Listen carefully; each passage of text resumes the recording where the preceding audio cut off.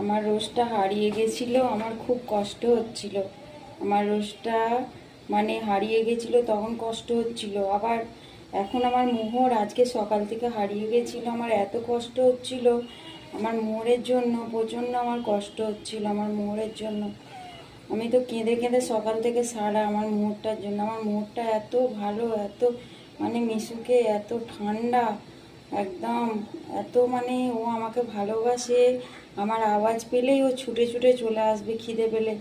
আজকে যখন সকাল থেকে দেখছি ও আমার কাছে আসছে না, আর আমার খুব কষ্ট হচ্ছে। খালি আমার মুখের দিকে কেমন চেয়ে আছে দেখো গাইস, আমার মুখের দিকে কেমন চেয়ে আছে, খালি দেখছে।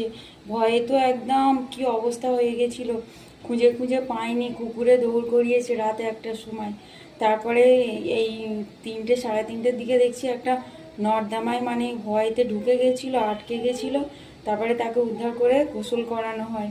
গোসল করার পরে আমি মুছে ভালো করে খেতে দিয়েছি, তো খাইনি, কম মতো খেয়েছে, একটুখানি খেয়েছে। আমার মোহর, আমার মোহর খুবই ভালো। তোমরা ভালোবাসা দিও, আমার ভিডিওগুলো বেশি বেশি করে দেখো।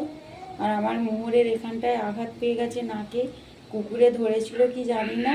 তো এই যে লম্বা নাকের উপরে দাগটা, কুকুরে ধরেছিল কি জানি না। আর নর্দমায় আটকে গিয়ে এরকম হয়েছে কি সেটাও বলতে পারছি না। আমার মোহরকে সবাই ভালোবাসো কিন্তু।